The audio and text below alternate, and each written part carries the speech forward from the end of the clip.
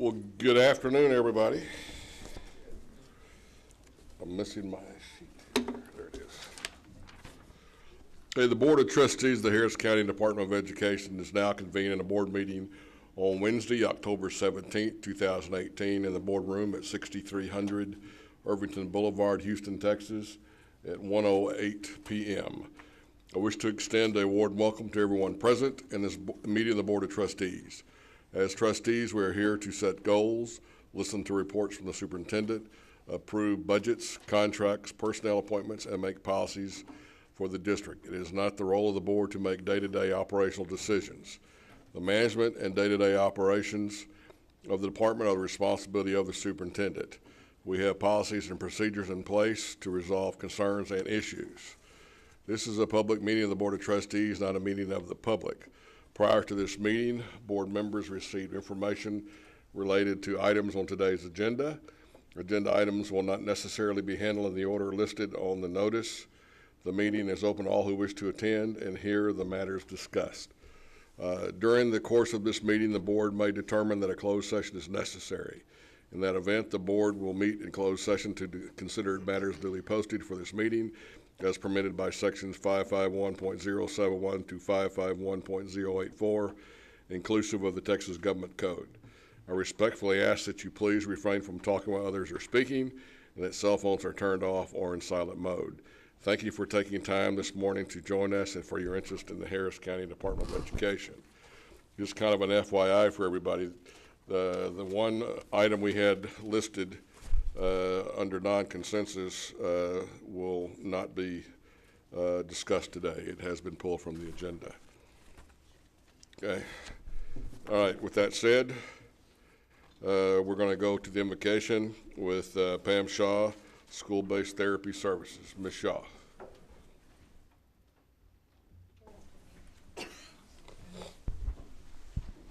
Okay, when Jesus was asked by his disciples what was the number one commandment, and he said to love the Lord your God with all your heart, soul, and your mind. And he also said the second was to love others as yourself. So I was going to read a scripture on love. We're all probably familiar with it. It's 1 Corinthians 13, but I'm going to read it in the Message because it's a little bit easier to grasp. So the way of love. If I speak with human eloquence and angelic ecstasy but don't love, I'm nothing but the creaking of a rusty gate. If I speak God's word with power, revealing all the mysteries and making everything plain as day, and if I have faith that says to a mountain jump, and it jumps, but I don't love, I'm nothing. If I give everything I owe to the poor, and even go to the stake to be burned as a martyr, but I don't love, I've gotten nowhere. So no matter what I say, what I believe, and what I do, I'm bankrupt without love. Love never gives up. Love cares more for others than for self. Love doesn't want what it doesn't have. Love doesn't strut, doesn't have a swelled head, doesn't force itself on others, isn't always me first, doesn't fly off the handle, doesn't keep score of the sins of others, doesn't revel when others grovel, takes pleasure in the flowering of truth, puts up with anything, trusts God always, always looks for the best, never looks back, but keeps going to the end. Love never dies. Thank you. We will have Sharon Wheeler from School-Based Therapy Services will lead us in the Pledge of Allegiance to the U.S. flag and the Texas flag. I pledge allegiance to the flag of the United States of America and to the republic for which it stands, one nation, under God, indivisible, with liberty and justice for all. Honor the Texas flag. I pledge allegiance to thee, Texas, one state, under God, one and indivisible.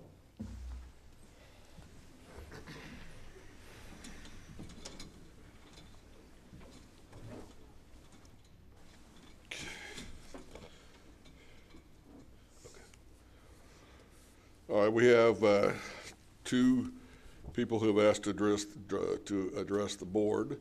One will be Marc Ennis. Would you like?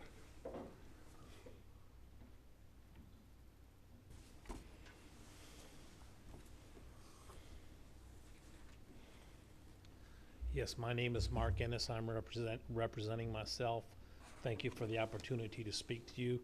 I'd like to speak on the subject of the importance of students taking algebra. I've known students who've taken algebra in junior high. I think one said 7th grade. And also there's a high school graduate, I went to pipe bending school with him. He could not read his tape measure. I don't know how he got through high school, but he couldn't. I want to speak from the perspective of workers who apply for work with the independent electrical contractors. They don't require algebra. But what almost always happens is the students who do not have algebra, they drop out of the program.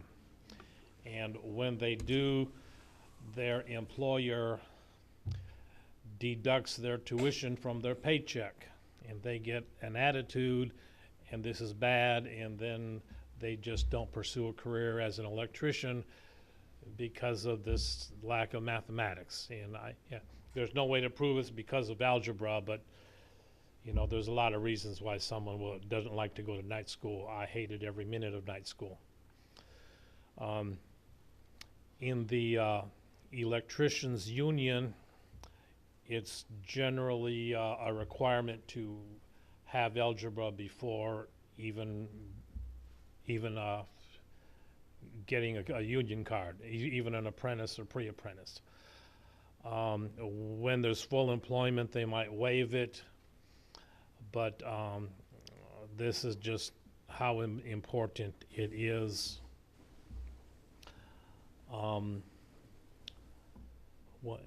Also, some other classes that are needed by people who work with their hands is like accounting for business, business math, some simple geometry so they can calculate the area of a roof or the volume of concrete. When I was working with these laborers, when they did work on their own, they charged the customer $3 a foot for concrete. That's how they do it. It was skin to their teeth bids. And just a little bit of learning in high school, just taking a little bit heavier load, they would be much more prepared for their future. And let me tell you how important this is. In case you don't know, in the business of fixing transmissions, it's hard to find an honest person. Someone in that business told me that the mechanics begged their employer to have their own shop and work for themselves, and their employer finally gives in and says, okay, yeah, you can have a shop. You lease it from me, you rent the tools, and you rent my name, and you give me a cut from everything that you make. And the mechanic accepts it, and he finds out he cannot make a living doing honest work. And this is what happens, and this is everybody deals with car loans, everybody deals with quick loans. I get letters in the mail about every day, and I'm not working right now, and I still get this stuff. And anyway, thank you for letting me present this to you. All right, thank you. We have RIA Duhon.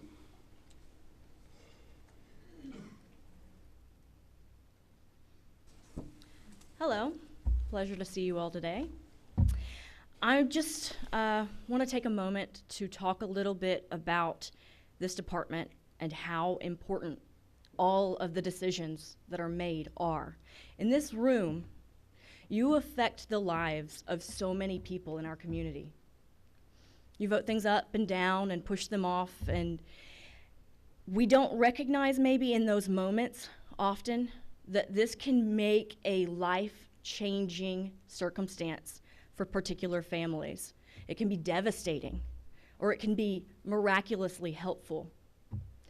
I just need for us to be able to recognize all together how important it is to that single mother and that working family to have after-school programs, to have Head Start programs.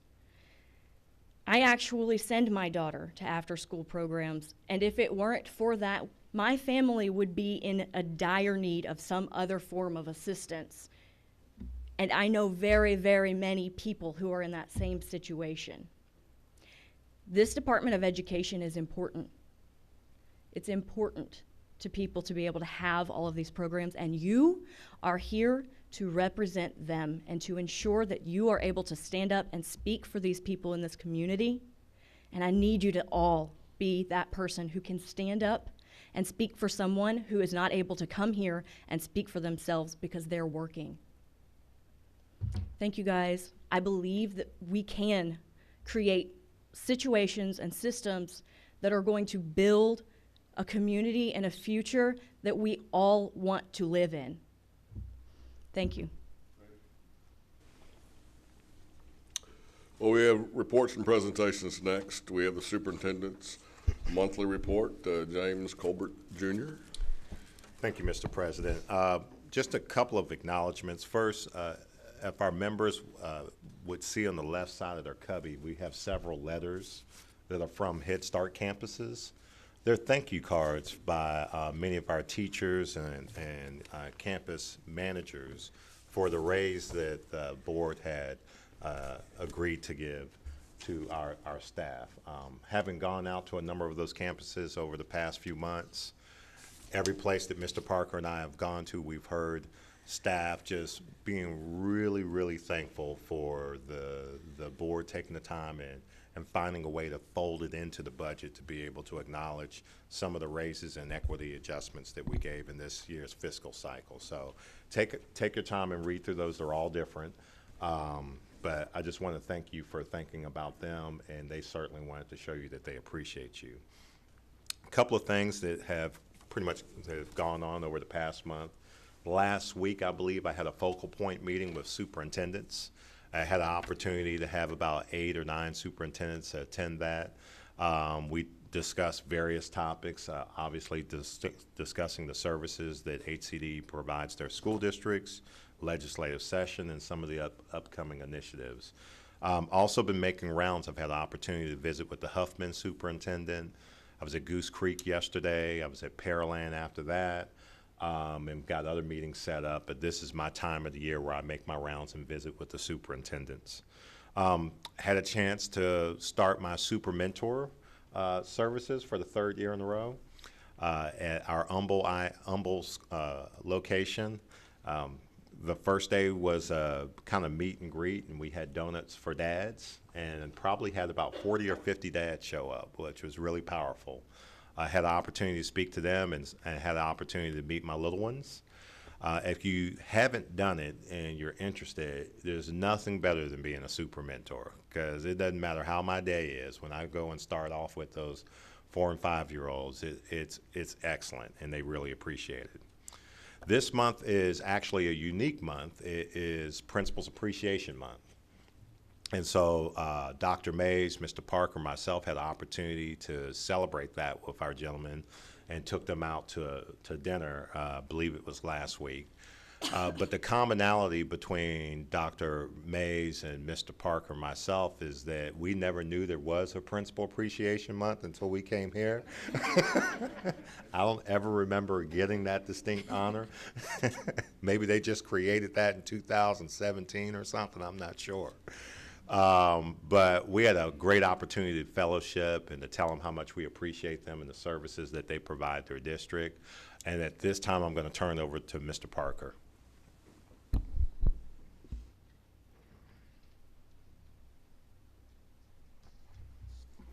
Thank you, Mr. Colbert. Good afternoon, board. Before we start with the principals, I also need to add that October is also Physical Therapist Month. So if we have any physical therapists in the house, please stand so we can give you a hand. There we go. Now, hold on, Mr. Parker. Did they just create that month this year also? You know, we're learning about all these celebrations. You know, every great school has a great principal.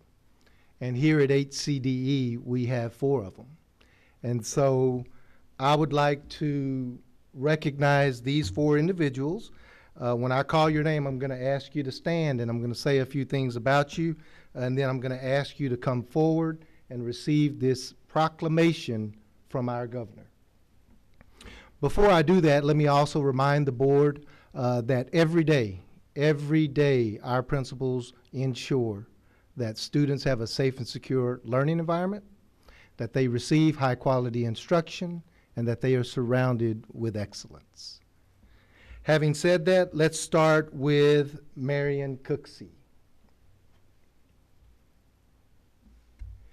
Marion Cooksey has been a teacher for 4 years, a technology campus support person for 1 year, a technology coordinator for 3 years, an assistant principal for 11 years, and a principal for 9 years. So that is a total of 28 years of service to the field of education. Guys, let's give Mr. Cooksey a hand.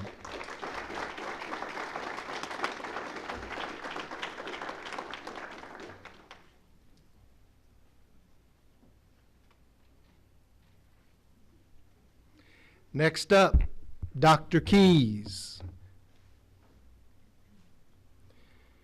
Dr. Keys has served as a teacher for 7 years, a counselor for 3 years, an assistant principal for 14 years, and a campus principal for 8 years, which is a total of 32 years of educational experience. Let's give Dr. Keys a hand.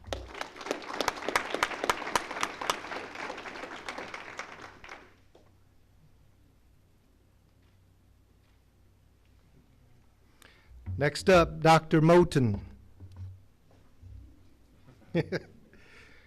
Dr. Moten has been a teacher for 12 years, an assistant principal for 4 years, and a campus principal for 7 years, which is a total of 23 years in education. Let's give Dr. Moten a hand.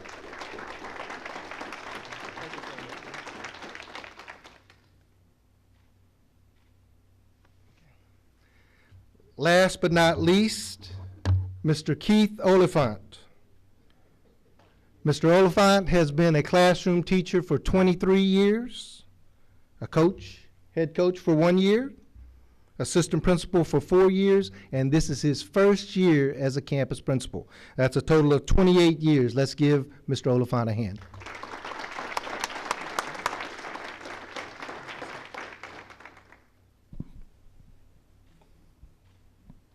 Mr. Parker, how long did you say he was a principal for?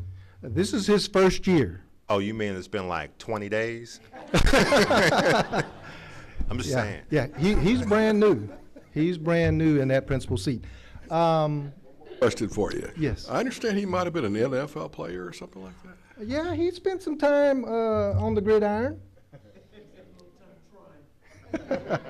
Well, you know, I was just hearing some things. I understand that, you know, we heard Dr. Keys has been in the profession, 32 years?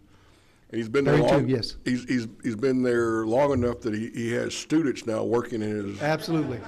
Is that true? That's correct. That's Yeah. correct. I believe our new construction manager is a student of his. Construction manager. And construction, okay.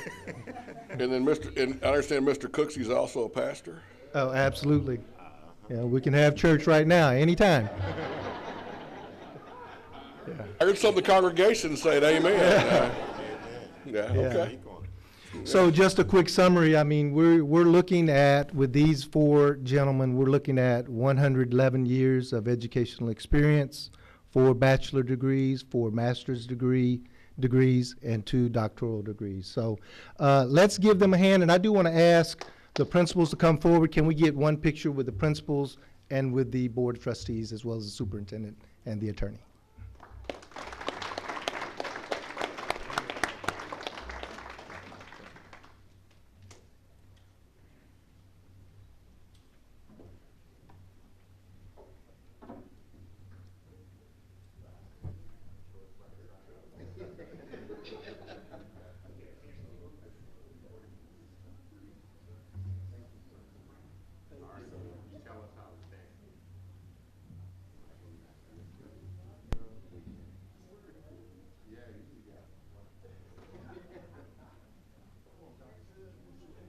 Mr. Evans.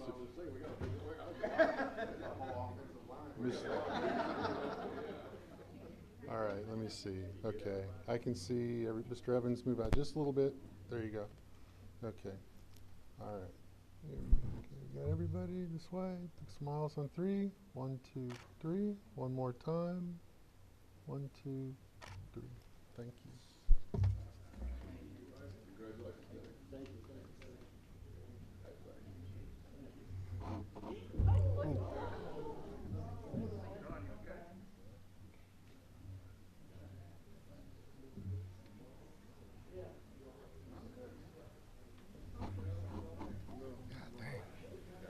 October is principal.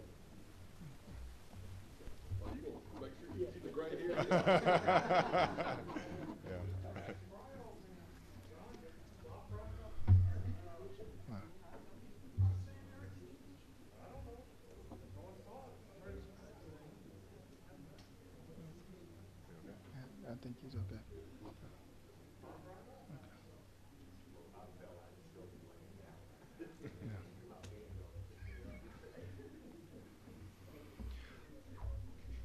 Well, just so y'all could know that Mr. Summers is pretty tough. He actually does roofing and stuff, so I guess he's used to falling off of things. So he's a tough guy. Got you. Yeah. Okay, last but not least, we do want to share this this video with you so that we can learn just a little bit more about our principals. October is Principal Appreciation Month. I remember when I was a teacher, from the very first day I decided that I wanted to become an administrator, and I was crazy enough to tell the teachers around me that that was something that I wanted to do. None of the teachers that I worked with aspired to administration or ultimately to become the principal. Everybody has a specific reason why they choose to do so. Let's find out why our principals chose to rise to the level of principalship. The wonderful thing about working with kids is that you have an opportunity to make a difference daily. A lot of times you try to get youngsters to really see their potential, because you know, as an adult, you can see their potential, you can see it. At times they can't see it for themselves. The struggle is to really try to come up with this multitude of ways to get students to really see that, yeah, there is a giant in me. Yeah, I can accomplish these things regardless of what has happened to me in the past. But on the other side, from an instructional position, trying to get educators to see that regardless of what little Anthony is doing or what he's done, there is a giant in him. And that he deserves, or our students deserve, every opportunity for us to continue to nourish them daily, regardless of what they're doing. I'm honored to be a part of Fortis and what we're building here. I first entered the education field to be a teacher, and once I started my teaching career, I realized that I wanted to be and do even a greater impact with students. As a child, I needed some assistance, and so I can identify, not with all the matters and problems that students have, but I know that a problem is a problem no matter how small or how large it is. And we were able to assist them with some things that's going on in their lives and help them to turn some things around and get on the right path. It's a feeling that you cannot describe. You really can't appreciate it until you see the fruit of your results. I'm just grateful to be a principal. I'm grateful. I've enjoyed the journey. When I got into education, I did not realize the impact that I would be allowed to have until after it was all said and done. But I'm appreciative for being a principal. I'm appreciative for being an educator, and I'm thankful to be working for Harris County Department of Education. I started out as a teacher, and I wanted to impact more students. And having an opportunity to work in HISD, different campuses, and then coming here, working in Harris County and ABS West has given me the opportunity to put my total vision of what I wanted for students in place. We treat them as a family. They buy into our program. They learn how far the envelope will go. We learn a little bit about them. They learn a little bit about us. And we move forward. And once they buy in totally, then they start working their way out. My daughter was born at 1 pound, 11 ounces. I was able to take this ring off and put it on her foot, you know, and so to see her to, fight through that, and then to, now she's a third-year law student getting ready to graduate. And so she could have been here, she could have been here, she could have been one of my students, with the difficulties that she had as a young child. But then these youngsters, they deserve that same type of champion, so to speak, for them to encourage them, to push them.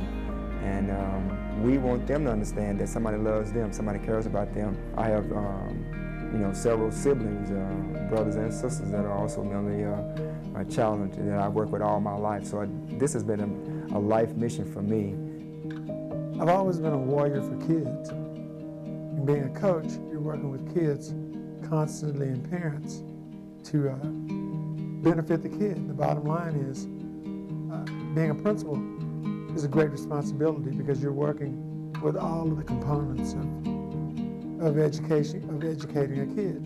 The greatest word that you could ever have is thank you. I've always been a people person, and I've always wanted to serve. And I think that at the educational level, serving as a principal is one of the greatest opportunities that you can have as a person, because you're achieving things, watching a human being become who they are. This is my chosen profession. These are the things that make me who I am. They define who I am. And the ability to be able to get up in the morning and help someone else discover who they are and define who they are is paramount to who I am. Moving forward, we're defined by, when we're knocked down, how we get up and react to being knocked down. Those are the things that eventually define who we will become and who we are.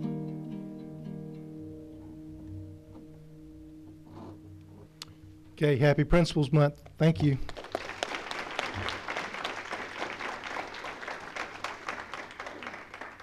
Well, if y'all don't mind, I'd like to say something. Okay, I've been around education for a couple of years, probably about 40 actually. And I've seen a lot of principals come and go. I know what it means to be. The one thing that I can tell you these four gentlemen do is you guys speak for kids that can't speak for themselves. You take care of people who can't take care of themselves, and God love you. You have to put up with Mr. Mays, Mr. Parker, and Mr. Colbert too. And I know that can be challenging at times, right?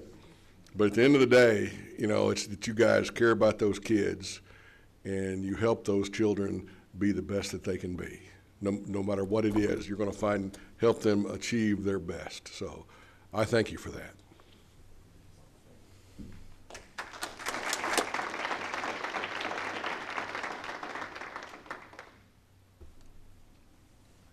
All right, so I guess our next thing on here is annual update of HCDE school-based therapy services. Carrie Crabb, Senior Director.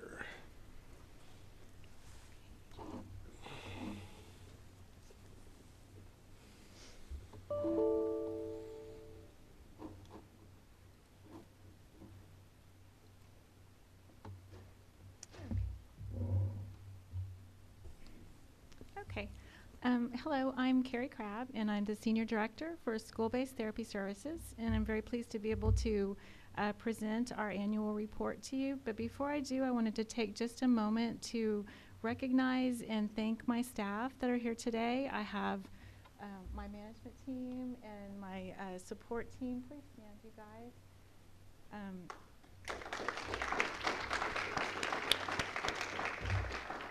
These ladies all work very hard to ensure that the quality of our services remains very high, and they work to support the 147 therapists that we have out in the school districts and charter schools all over Harris County, so that those therapists can provide excellent services to children every day. So thank you very much for everything you guys do.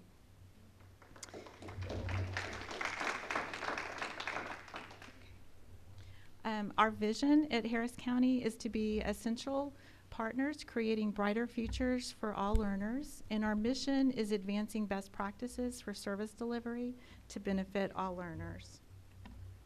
This year we are celebrating in our division our 40th anniversary. Our division was established in 1978, and while we don't have records that actually go back that far because they were handwritten back then, and we don't know what's happened to all of them, so we don't know all of the districts that we served back then, but we do have one occupational therapist that is still working for us today that was hired in 1978, and she tells me she was one of two therapists who was hired to work in Cy-Fair ISD in 1978, and she remembers we also served Houston ISD then. She said Cy-Fair had 8 schools. They now have 91. So we know for sure that we have been providing continuous service to Cy-Fair ISD and Houston ISD for 40 years, and I think that's pretty awesome. Our core business is to provide occupational therapy, physical therapy, and music therapy to school districts and charter schools in and around Harris County. We also provide management services, including management consulting, program evaluation, and OTPT staff development. Last year we had 7 full-time managers, 1 part-time manager, 4 support personnel, and 147 therapists on board. Our therapists work with students to help them overcome barriers to learning and participation. They work with students in the classroom, on the playground, in the cafeteria, on the job site, helping to modify job tasks so our students can participate in careers and be prepared for life after school. Last year we served 7,426 students. And we also collaborated with and partnered with 6,391 teachers and educators.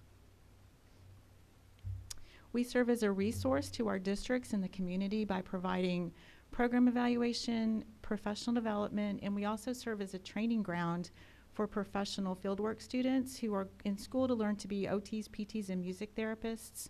Last year we placed 27 students in our districts with our therapists so that they could get that on-the-job kind of training. This gives us a nice pool of therapists to hire from that are well-trained, and we do often recruit our students to come to work for us. We run a website called TechSpot. That is an authoritative site for evidence-based leadership in school-based OT and PT. We have professional development, practice FAQs, resources, and things to support practice in school-based therapy. Last year we served 18 independent school districts, 1 special education cooperative, 3 charter schools, and 1 private not-for-profit 501c3. This is a list of the school districts that we contracted with last year, and our top 5 contracts were Cy-Fair, Houston, Katy, Spring, and Spring Branch. This is a breakdown of the disabilities that the students that we work with have, and as you can see, autism is by far the greatest category, and that's a category that we see growing every year, and then followed by intellectual disability and then other health impairment. And the disabilities that you might find under that other health impairment umbrella are things like attention deficit disorder, and those students need our occupational therapists a lot. Those therapists work with those children to help them with strategies to improve their attention and their success in school. Every year we ask our clients at the end of the year how we're doing, give us some feedback so that we can improve. We ask them to rate our overall quality and our value for cost.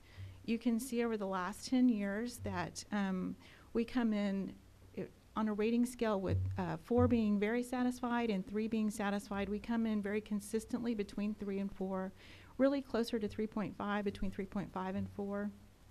This last year, our clients rated us on our overall quality at a 3.88 and our value for cost at 3.75. They gave us feedback too, gave us words to let us know how we're doing. I won't read all of them to you, but I did want to highlight the last one because this really does illustrate how we partner with our school districts to provide really efficient, cost-effective services. Our model is very efficient and cost-effective. And this particular client said, I think the staff is wonderful, and I appreciate the support of the managers who serve our district. They work with us to be efficient and effective in serving our students and being fiscally responsible to our community, and I can't imagine a better relationship. We watch the market trends for things that might impact our services, and one of the things that we've been paying attention to is what's going on in the world of Medicare and Medicaid. Funding that had been stripped from those programs was partially refunded starting last year. Also, the caps on therapy have been removed, and so some of the OTs and PTs are either remaining in or returning to those higher paying medical jobs. And so districts who have historically hired their own therapists are having a harder time finding them, and so they're coming to us. Some of them are coming back to us, and they're asking for our help, so we've had an increased demand for services this year. We continue to see an increased need for our services as this number of students with autism increases. And then additionally, the federal corrective action against TEA for artificially capping that special education at 8.5% has resulted in an increase in the number of students with being identified as special ed, and therefore an increase for our services as well. The salary increases that were supported by this board better position Harris County to be able to meet that need, and so we're very grateful and thank you for that. And with that, I'll take any questions. Okay, thank you.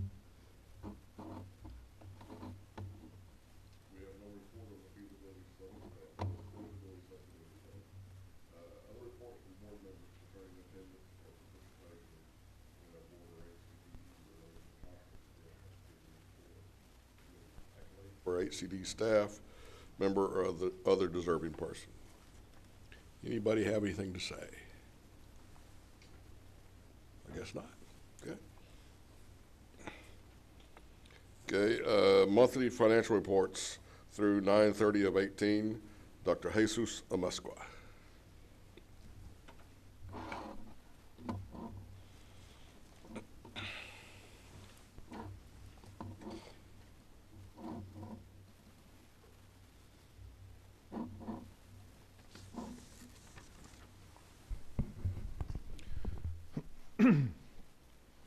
These are the financial highlights as of September 30th, which is the first month of the fiscal year.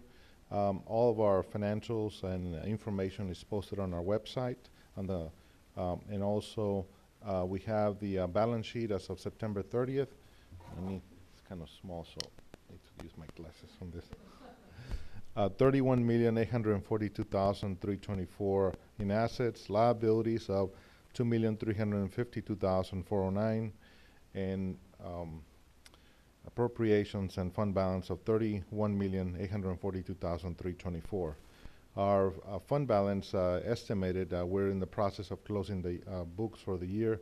We started with 28,122,487, so we will have the final report in the August board meeting. The ratios for the first month, keep in mind that it's just the first month. We don't have so the first month, the ratios sometimes look a little funny because it's only 1 month's data. So percentage of fund balance or ratios, 447. Last year it was 569% for the first month. We budgeted for 30% for the year. Working capital ratio, we're at 27 million versus 29 million last year. Our budget is targeted at 30 million to end that. Unassigned fund balance ratio, 45% versus 57% last year, budgeted to be at 74% for the end of the year. Debt to income ratio, 0%. We haven't made any payments, but we budgeted 7%. Tax revenue to total revenue ratio, we budgeted 23%. We have not received any revenues for taxes for this month until we probably start that in the month of November. Indirect cost and to tax ratio, We have not recognized any of the indirect costs just yet, but we budgeted 3% for the year. Fee-for-service ratio, we're at 9%, but where it was last year at 29%. Some of our fee-for-service ratios or revenue will start coming in the fall of this year, so 21% budgeted for the year. Fee-for-service revenue growth ratio, again, we haven't had a lot of activity this month so far, but we're projecting that to be or to grow at a 2% ratio for the year. Well, this is the first month of the year, so we don't have any amendments. Revenues year-to-date, we're at 3%. Year-to-date, we're at 8%, so we're below the spending pattern or rate. This is our adopted budget, and for this month, we have an amendment that we'll present in a few minutes. Expenditures, we're at 7% versus 8% for the first year. Donations, we had $1,113 in cash donations, primarily for therapy services, adult ed, and Case for Kids donations that we received for the month.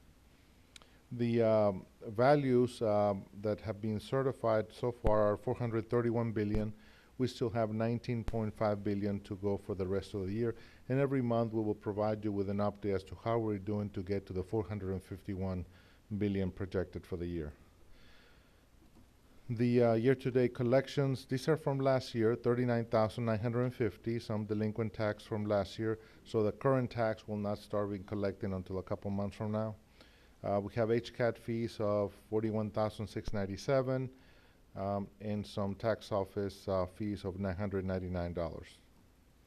Disbursements for the month were $4,797,903, 67 checks, 618 transactions, and 7 transfers. Again, the first month we don't receive a lot of revenue, so we rely on our fund balance to be able to carry us for the first several months of the fiscal year. Segment information, again, you're going to see that revenues are going to, this is just the first month, so revenues will start coming in as the year progresses. We have educational certification, $36,767. Records management, $163,802. School-based therapy services, $281,458. And schools at $1,077,599. Choice partners, the variance is at $445,225, so their ratio is at 65% to the positive. The budget amendment for the month of October, we have some in the general fund and some in the special revenue fund. In the general fund, we have some encumbrances where the purchase orders terminated or were liquidated last year, and so now we're having to re-encumber those in the new fiscal year. So the total of that is $72,290 for projects that need to be carried over for the next fiscal year. Special revenue funds, it's $1.4 million for CASE, a 21st Century Cycle 10 grant, $2,500 for a TLC grant award, and we have CASE for $6,880 for a small grant increase in Fund 498. A construction update on PFC update for this month. We have $10,752,596 available in the funds for this project, and the projection is that on October the 23rd, we're going to receive bids and proposals, evaluate, and then award at a November 7 PFC committee, and so we will be polling the PFC board members to be able to have a meeting and award the construction contract. And then the construction period will be 11 to 14 months after that. Questions for the first part of the financial statement? Okay, and the next report is the investment report. Again, interest rates continue to rise. Our investment policy is certified by the Government Treasurers Officers Association. We have total portfolio of $39,006,929, of which $10,752,596 is in the Public Facilities Corporation, and the total HCDE $28,254,333. The majority is in Techstar, TechSpool, and Lone Star, and some in Chase Bank. Bank of Texas, the 99% of our monies in the PFC are in the investment pool. In comparison to a year ago, it is minus 4% from a year ago, $1,777,081. We spent some more of those dollars from a year ago, so that's the change from a year ago. Pretty much everything is in the overnight at $28,254,333. And we have earned year to date for the first month $41,531 and $17,568 in the PFC. The interest rate is at 1.98, and benchmark, again, they continue to go up 2.17. So as you can see, there's continued a trend to go into the 2%, where a year ago it was at 0.99 and 104. So we continue to climb the rates as they continue to go up. Any questions on our investment report? Thank you. Thank you, sir. So we're going to go to the action item consensus. Do I have any reservations for any items? Do I have a motion? Okay, do I have a second? Second. Got a motion and a second. Any discussion? Hearing none, all in favor, please raise your hand. All opposed? Okay. Motion passes four, and then one against. Okay. So now we're going to, and as I mentioned earlier, the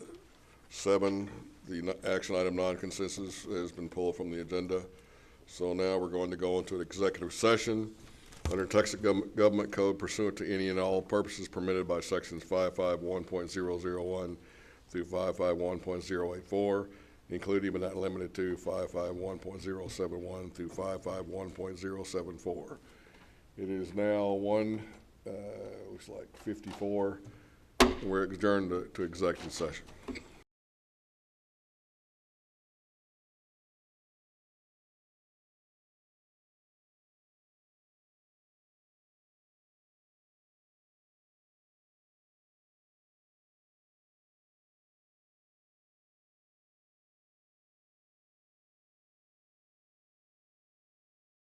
At employment number 9A, do I have a motion? So moved. Got a motion and a second. Do I have any discussion? Hearing no discussion. All in favor, please raise your hand. Motion passes unanimously. Do I have any other motions? Motion to adjourn. Okay. A motion to adjourn. Do I have a second? Second. Got a second? All in favor? It is now 2:39 and we're gone.